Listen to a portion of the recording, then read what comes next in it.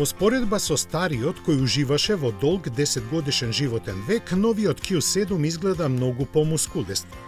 Повисокиот преден дел, суптилно раширените предни и оттечените задни браници му помагаат да проектира цврста самодоверба што купувачите на луксузни кросовери ја посакуваат, иако меѓускиното растојание од 3 метри остана непроменето. Големата предна решетка има поголем центар со мрежест дизајн, а Q7 генерација 3 исто така носи промена на распоредот на двокатните поделени фарови што Audi веќе ги користи на модели како Q6 и Tron. Интелигентните сегментирани LED DRL светла се видени и на други Audi модели, но кај Q7 се уште понапредни.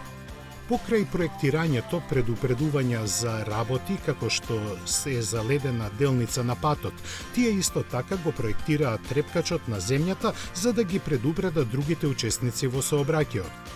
Тука има уште други трикови што со помош на сигнализацијата на светлата ја зголемуваат безбедноста во сообраќајот. Неодамна прикажаната внатрешност на идниот знаменосец Q9 во голема мерка се препознава и во новиот Q7. Големиот заоблен OLED дисплеј ги комбинира инструментите на централниот дисплеј се инфозабавните функции, додека со возачот добива свој посебен екран. Q7 исто така има импресивен панорамски стаклен покрив кој може да се префрли од транспарентен во непрозирен. Стандардни се 2 реда седишта, а со доплата може да се добие и трет.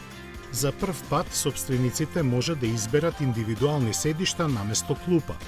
При лансирањето ќе биде понуден 3-литарски V6 турбодизел во 2 изведби. Посилната испорачува 299 конски сили и 630 Нм вртежен момент, додека посмирената 245 конски сили и 500 Нм.